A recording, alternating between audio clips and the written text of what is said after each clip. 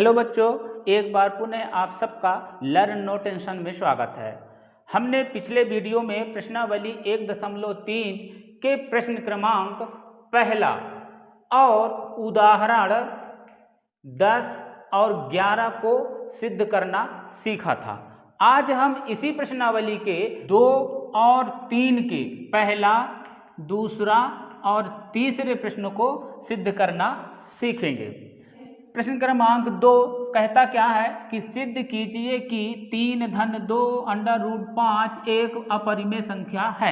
हमें पता है कि ऐसे प्रश्नों को सिद्ध करने में विरोधोक्त विधि का उपयोग करते हैं। विरोधोक्त विधि वह विधि है जो दिया होता है उसका ठीक हमें उल्टा मानकर सिद्ध करते हैं। तो 3 धन 2 अंडर रूट 5 को मान लेंगे कि यह एक परिमेय संख्या है। तो लिखेंगे माना 3 धन 2 रूट 5 एक परिमेय संख्या है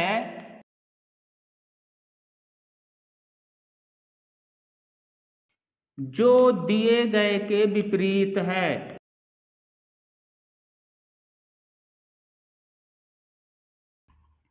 हमने यहाँ पे 3 धन 2 अंडर रूट 5 को परिमेय संख्या माना है और हमें पता है कि परिमेय संख्या वो संख्याएं होती हैं जिन्हें p बटे q के रूप में लिख सकते हैं और p और q पूर्णांक तथा q शून्य के बराबर नहीं होता है। यहाँ पे हम लिख देंगे कि 3 धन 2 अंडर रूट 5 p बटे q है, क्योंकि इसे हम एक परिमेय संख्या माना है। तो 3 धन रूट अंडर रूट 5 भी एक p बटे q के रूप में हम इसे लिख सकते हैं, जहाँ p और q सहअभाज्य पूर्णांक हैं तथा q बराबर नहीं है शून्य के। अब इसके बाद हमारा काम आता है कि जो अंडर रूट में है उनको एक तरफ और जो शेष बचते हैं उनको एक तरफ करते हैं।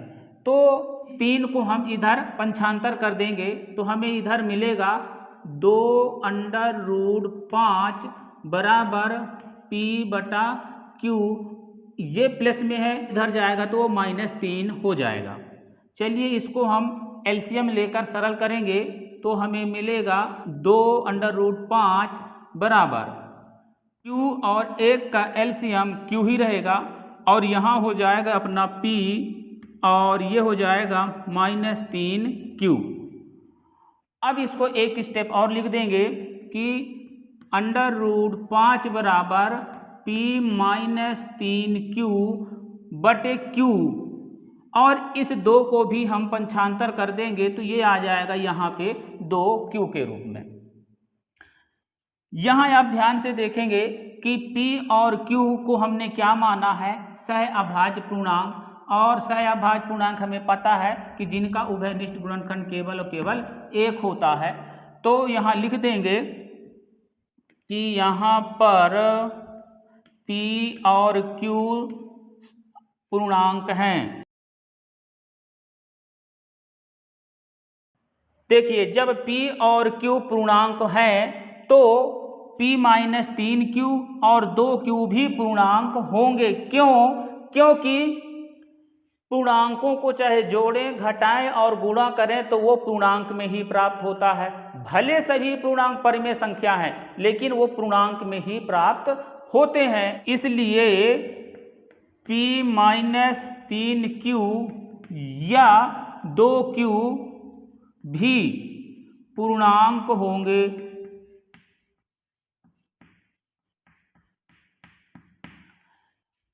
जब p -3q पूर्णांक है और 2q भी पूर्णांक है तो हमें यह भी पता है कि किन्हीं दो पूर्णांकों को जब भाग करते हैं तो वो हमें परिमेय संख्या के रूप में प्राप्त होता है।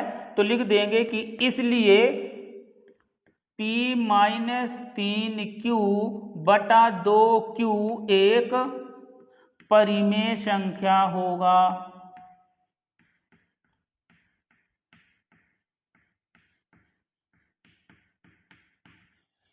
जब p -3q बटा 2q परिमेय संख्या है और ये किसके बराबर है, अंडर रूट 5 के बराबर, तो अंडर रूट 5 भी एक परिमेय संख्या होगी, इसलिए अंडर रूट 5 भी परिमेय संख्या होगी।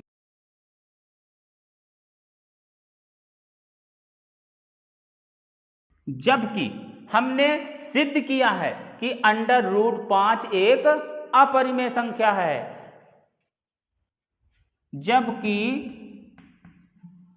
जबकि अंडर रूट 5 एक अपरिमेय संख्या है। यहां पे देखेंगे आप तो अंडर रूट 5 जब एक अपरिमेय संख्या हो गया और हमने यहां माना था कि वह एक परिमेय संख्या है, तो यहां हमारे पूर्व कल्पना का क्या हो रहा है, विरोधाभास हो रहा है। तो लिखेंगे कि यहां पर हमारे पूर्व कल्पना का विरोधाभास है।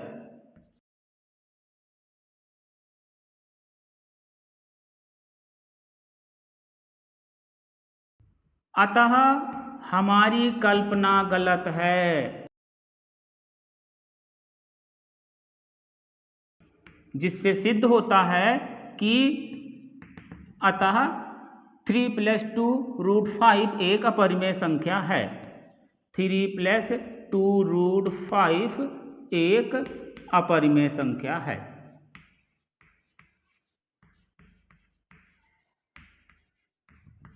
तो बच्चों, उम्मीद करता हूं कि आपको यह समझ में आया होगा।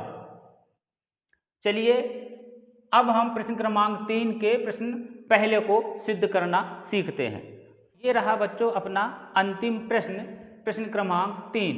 प्रश्न क्रमांक 3 कहता है कि सिद्ध कीजिए कि निम्नलिखित संख्याएं अपरिमेय हैं।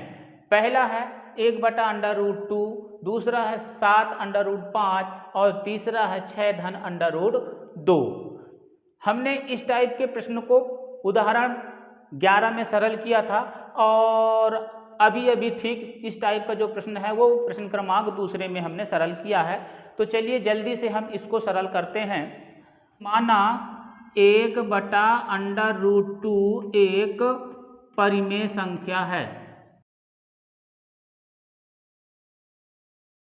जो दिए गए के विपरीत है।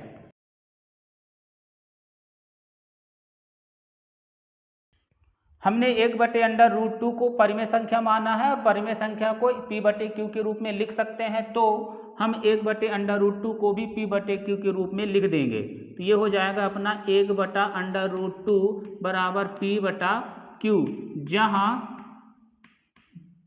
p और q सहअभाज्य पूर्णांक हैं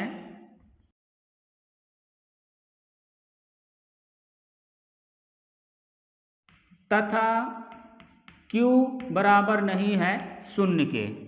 अब यहाँ पे हमारा क्या काम होता है कि अंडर रूट वाली जो संख्याएं होती हैं उसे एक तरफ और बिना अंडर रूट वाली संख्याओं को दूसरी तरफ। तो यहाँ पे सीधे सीधे हम क्या कर दें, त्रियक गुणा करने पर तो हमें मिल जाएगा √2p बराबर q एक कम q। यहाँ ध्यान से देखेंगे आप तो √2 बराबर हमें क्या मिल जाएगा, √2 बराबर q/p।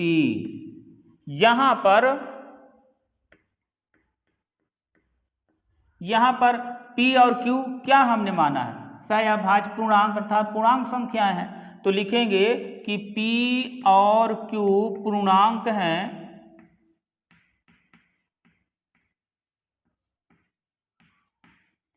तो ये q/p या p/q क्या होगा, एक परिमेय संख्या होगा। इसलिए q/p एक परिमेय संख्या होगा।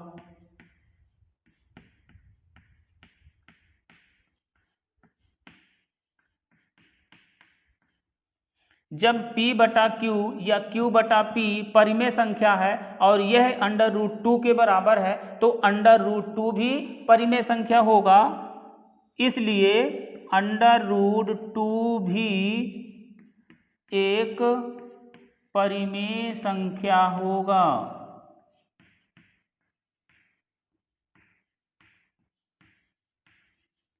जबकि पूर्व में हमने ये सिद्ध किया है कि √2 एक अपरिमेय संख्या है, प्रमेय 1.3 की सहायता से। तो लिख देंगे कि जबकि √2 एक अपरिमेय संख्या है।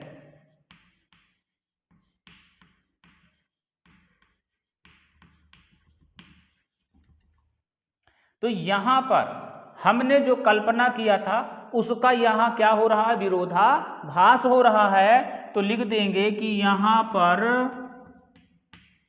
हमारे पूर्व कल्पना का विरोधाभास है।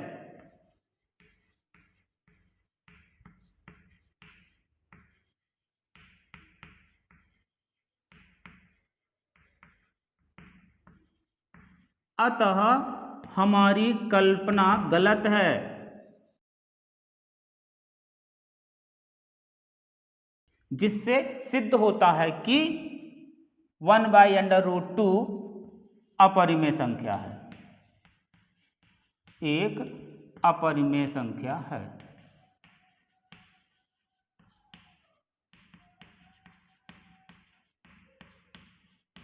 तो बच्चों अब आपको पूरी तरीके से समझ में आ गया होगा कि ये तो रटा रुटाया ये लाइन लिखना है आपको, बाकी ये सब काम एक ही जैसे हैं। तो चलिए जल्दी से अब हम प्रश्न क्रमांक दूसरे को भी सरल करते हैं। ये रहा हमारा प्रश्न क्रमांक 3 का दूसरा, जो ठीक उदाहरण 11 की तरह है। चलिए इसे भी सिद्ध करते हैं।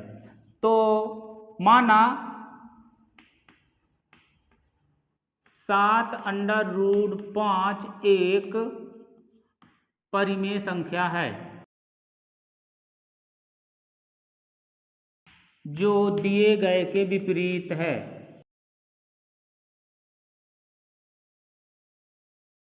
(7√5 को हमने परिमेय संख्या माना है और परिमेय संख्या को P/Q के रूप में लिख सकते हैं। तो 7√5 को भी हम P/Q के रूप में लिख देंगे। तो ये रहा हमारा 7√5 बराबर P/Q, जहाँ P और Q सह अभाज्य पूर्णांक है और Q बराबर नहीं है 0 के।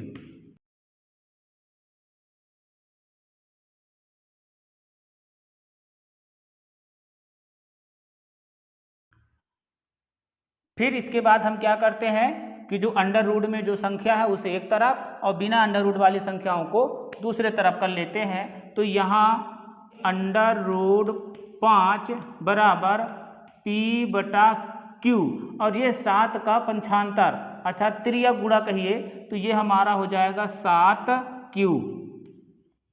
तो यहाँ ध्यान से फिर देखेंगे कि P और Q क्या है, सहअभाज्य पूर्णांक है। तो 7Q भी क्या होगा, पूर्णांक होगा।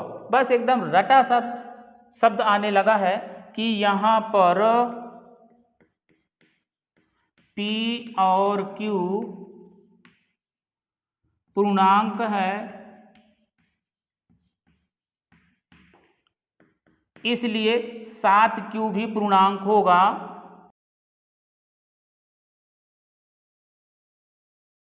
क्यों कि किन्हीं दो पूर्णांकों का जो गुणा होता है वो भी एक पूर्णांक ही होता है। अब किन्हीं दो पूर्णांकों का क्या हो रहा है, यहाँ पे भाग हो रहा है, और जब भाग होता है किन्हीं दो पूर्णांकों का तो वो एक परिमेय संख्या के रूप में मिलती है। हम यहाँ से ही कह सकते थे, इसे आप ना भी लिखेंगे तो भी चलेगा। तो इसलिए P/7Q एक परिमेय संख्या होगी। जब P/7Q परिमेय संख्या है और ये √5 के बराबर है तो √5 भी परिमेय संख्या होगी। इसलिए √5 भी एक परिमेय संख्या होगी।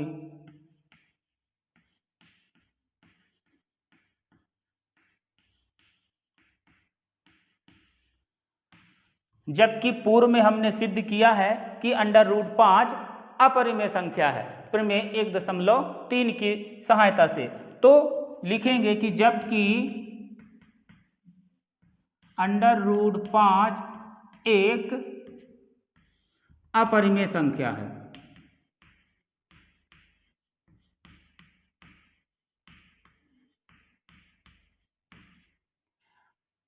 तो √5 एक अपरिमेय संख्या है, तो यह हमारे पूर्व कल्पना का विरोधाभास प्राप्त हो रहा है ना। तो लिखेंगे कि यहां पर हमारे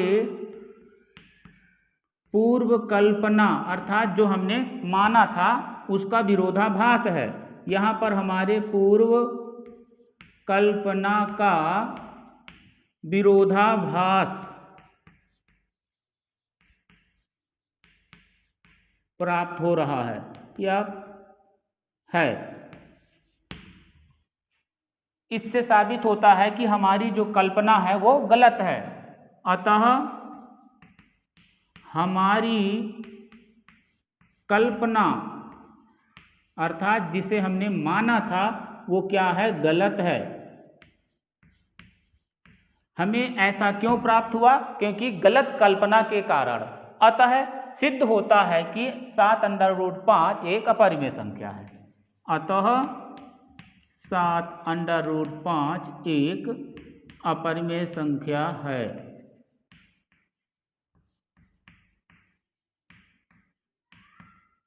ये रहा है आपका प्रश्न क्रमांक 3 के दूसरे का सरल।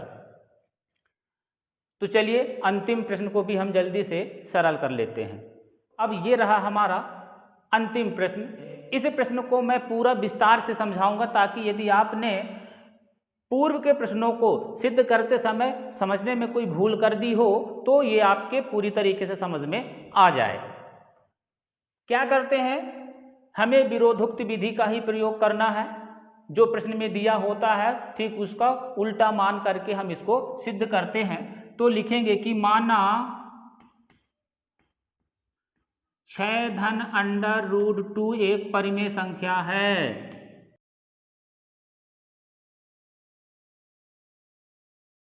जो दिए गए के विपरीत है।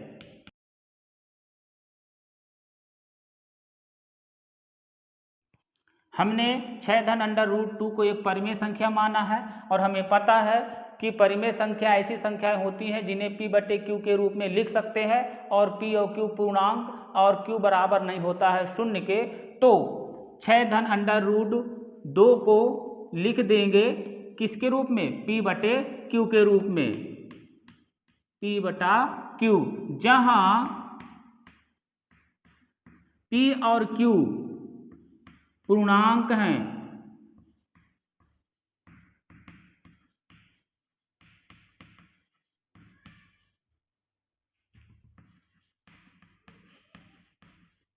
तथा Q बराबर नहीं है 0 के। तो अब सहअभाज्य पूर्णांक आप तो पता है कि ऐसी संख्या जिनका उभयनिष्ठ गुणनखंड केवल और केवल एक होता है, वो आपके पास यहाँ पे लिखा हुआ है। तो अब अपना काम क्या आता है कि जो अंडर रूट की जो संख्याएं होती हैं उसे एक तरफ और बिना अंडर रूट वाली संख्याओं को एक तरफ। तो चलिए हम इसका पंचांतर कर देंगे। तो √2 बराबर P/Q और 6 इधर से इधर जाएगा तो वो ये धन में है तो इधर हो जाएगा ऋण में। अब इसका एलसीएम लेकर इसको सरल कर देंगे तो √2 बराबर हमें मिलेगा Q P-6Q। यहां हमने P और Q को क्या माना है, पूर्णांक माना है। तो लिखेंगे कि यहां पर P और Q पूर्णांक हैं।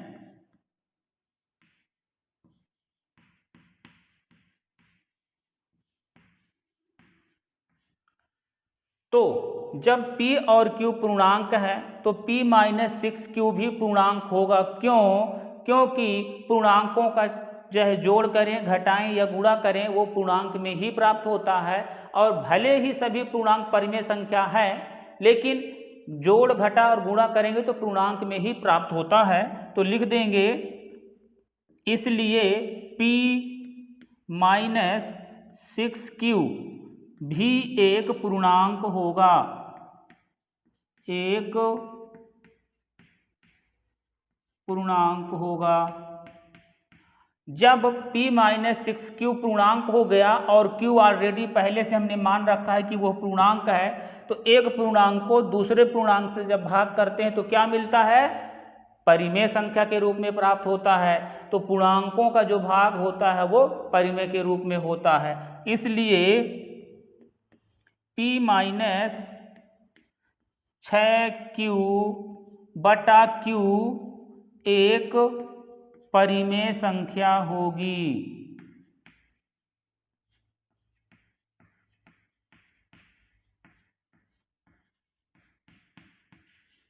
यहां ध्यान से देखिए कि p-6q बटा q एक परिमेय संख्या है और यह √2 के बराबर है। तो जब यह परिमेय संख्या है तो √2 भी परिमेय संख्या होगी। तो लिख देंगे इसलिए √2 भी परिमेय संख्या होगी।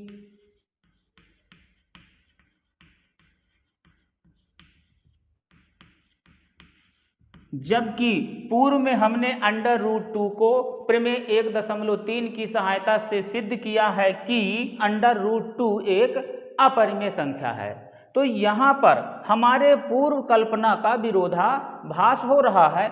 इससे हमारी जो कल्पना है वो क्या है? गलत है। तो लिख देंगे कि यहाँ पर हमारी पूर्व कल्पना का विरोधाभास है।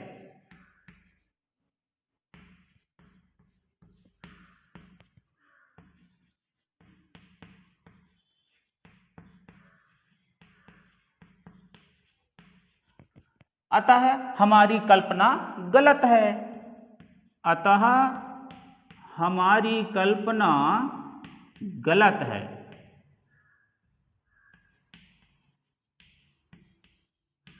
जिससे सिद्ध होता है कि 6 धन √2 एक अपरिमेय संख्या है। लिख देंगे जिससे सिद्ध होता है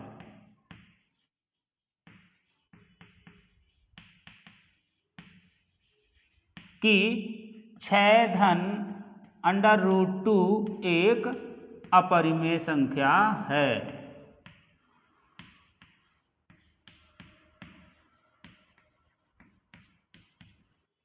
तो ये रहा बच्चों आपका प्रश्नावली 1.3 के सभी प्रश्न।